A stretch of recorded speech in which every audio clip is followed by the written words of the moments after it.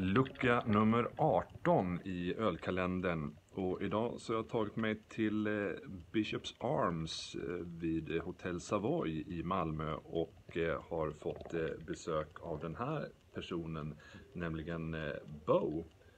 Ja, välkommen till Ölkalendern. Tack. Och kul att du vill vara med. Tack så jättemycket. Bo är amerikan, han kan lite svenska och förstår svenska, men för att vara lite schysst så ska vi ändå göra den här luckan på engelska. Ja. So, det är lite lättare. So how come you ended up in Sweden and in Malmö?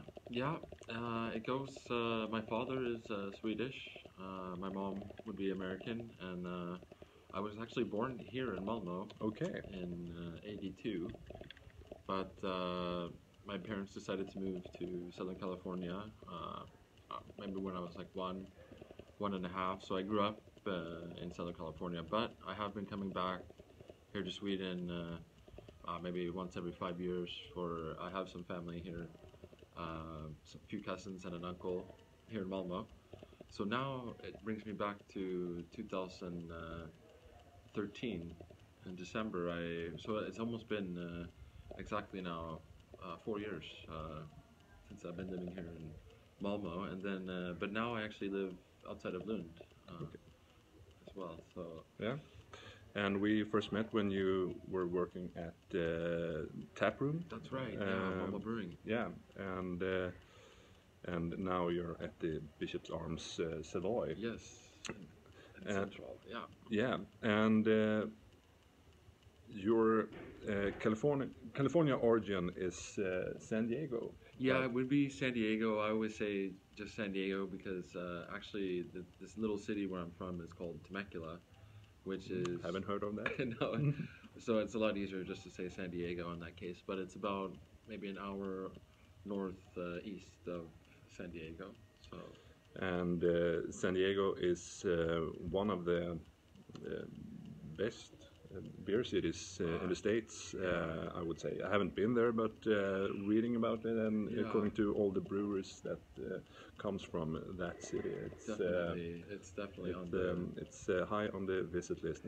We didn't have the time when we were in California in beginning of the year, but next time. Yeah, definitely. And then, actually, I think I've told you this, but what kind of got me into craft beer was in 2010. I started at Stone Brewing in Escondido, north of San Diego, and I was just a busser there, but I really was taken back by how awesome and variety of beers available that were craft, and the beer perks there are pretty ridiculous. You get a couple, like a free growler a day and all that, but and Stone is one of the biggest one from San Diego right now, and been expanding to Berlin also, and we have seen a lot of Stone beers at Systembolaget here also in the last years. But no Stone brewing today. No, we're going to try something from another brewery called Port Brewing. We're going to try the Santa's Little Helper, the Imperial Stout. And this has turned up at Systembolaget. I think it was available 2 years ago. Okay. I don't remember if they had it last year. But so do you know what year it is from? This bottle? That's a good question. I believe actually, because this is one of our there's a little secret closet downstairs at Malmö Savoy here where I was just kind of a beer storage and a lot of Christmas ales and things that could keep longer, beer de garde. And this one I believe would be 2009.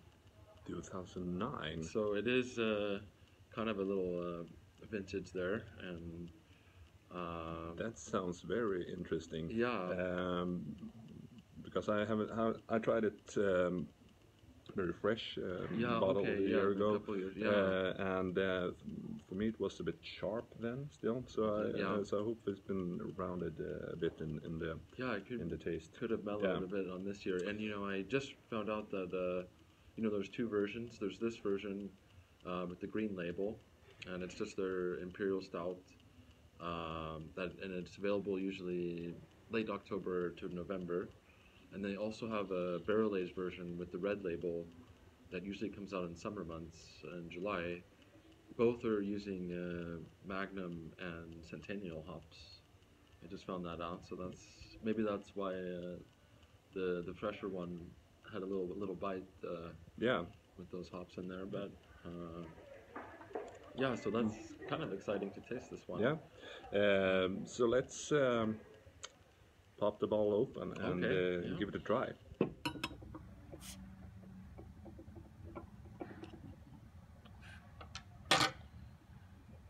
Man, I have to say, Imperial Stouts and IPAs are, I think, my two favorite styles. Okay. Thank you, Bo. Now we have the Santa's Little Helper in our glasses, and very rich and a lot of nice flavors here. Right, yeah, like a lot of roastiness, maybe some dark chocolate. Yeah, the chocolate's very. And this isn't even the barrel-aged version, so there.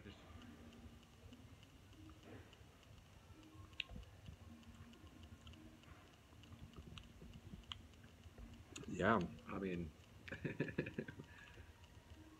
Really nice. Not a deep chocolatey flavor, but more like 85%. Not the creamy chocolate, but the more the 85% cocoa. A little more bitter. Right. And but it's a bit more round. It's quite than I remember. Can you compare it to the one you had from Systembolaget, the more fresh? Yeah, this is much better. I think so. Because that one felt a bit sharp. And and a bit boozy also. The booze came through more on that. But you're right. This because this is quite heavy. It's 10%. 10%. So, but not that the alcohol doesn't come through this time. It's quite smooth and like you said, round. So it needs to rest for a few years, I think. I guess that would be recommended. If you do pick up one of these bad boys, maybe you can put that away and forget about it in the closet for some time and enjoy around Christmas. And if we're gonna talk some more about the brewery, Port Brewing, they also have two other brand names. That's true. Some people may get confused, but Pizza Port was a brew pub that started in Solana Beach, North County, San Diego. I believe it was '87, and then they started brewing their first beers. Actually, the owners, Vince and Gina Marsaglia, they, I guess, put out their first. They put in like a 7-barrel brew system, and by '92 they had their first beers out to the public. And since then they had been winning some awards in the late '90s. And I think Tommy Arthur came in, who's now the head brewmaster now, in '97. And then they also started Lost Abbey, which does their whole barrel aging and then their all Belgium takes. And those beers are really nice. They're really nice too. I haven't tried that much from their brew pub though, Pizza Port, but because sometimes kegs turn up in Sweden. Actually, you're right. And even at the tap room. Yeah, tap room and Grand here in Malmö. I've seen a few years ago had some Pizza Port. Right. And yeah, I think even Brewdog has Brewdog, yeah, definitely Brewdog has Brewdog here in Malmö. Yeah, I've seen that on the board. So I don't know how it is in Gothenburg or Stockholm, but true. I would guess that it has been on tap there also. Yeah, but this was really nice. Yeah, I'm really glad you were able to fit this one in the calendar. Yeah. Yeah, it's been a bit much more richer in the taste, and I like the little bitterness. I do too. It kind of grows on you, and even this bottle, I guess don't really know the temperature, but yeah, it's a bit too bit cold. Yeah, that's what I was thinking. Yeah, it kind of is on the chilly side, so some of the flavors. So after we have been doing this episode, we're gonna take a bit slow with beer and let it get some better temperature. Yeah, and I would think it's gonna be even nicer. I think so too. Yeah.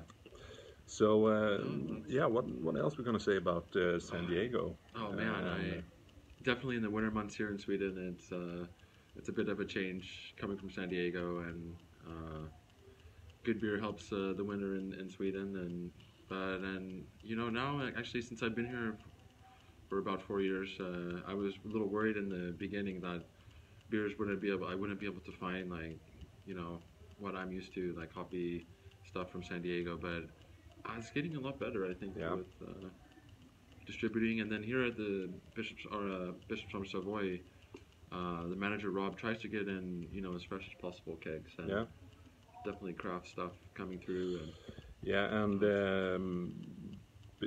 your Bishop Arms has had many events during the year. There's some very nice mini tap takeovers, and a lot of them has been with sour beers. So you've been starting to get some kind of niche into the sour beers. You're right. You had some really nice from Alvin definitely a few months ago. We're here for the Italian. I don't remember the name now.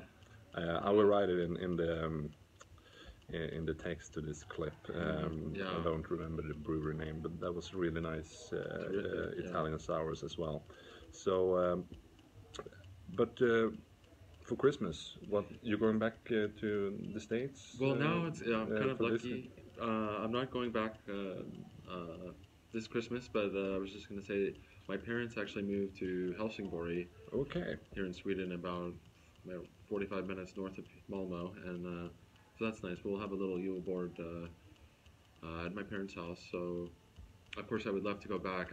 I miss you know, my friends over there, and doing a bit of surfing when I can. But, it's a bit cold in the water outside of Mölle up north in Skåne. Good surfing place, but very cold at definitely. This, comparing to the Pacific Ocean.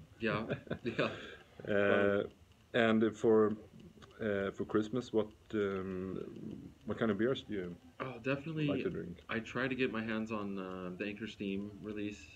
I think each year it's a little bit different, kind of the spices they use and how they brew that one. So I definitely got to have that on my Yule board table, as well as like Nagano. Some beers from Nagano are terrific from Norway.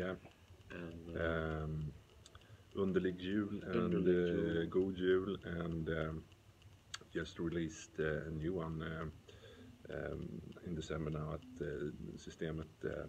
I don't remember right now. Some special holiday. Something. Haven't tried it yet. Gonna do tonight. Those are really nice beers. Those ones I can think of, and I mean, I like the spicy kind of herbal spices that come with Christmas, and we're gonna round this up. And I'm very glad that you wanted to cheers participate in the calendar. Cheers. And so we close episode number 18, and says cheers. And thanks, Björn, for having me. I'm really pleased to enjoy a beer with you, as always. And we also say Merry Christmas. Merry Christmas, of course.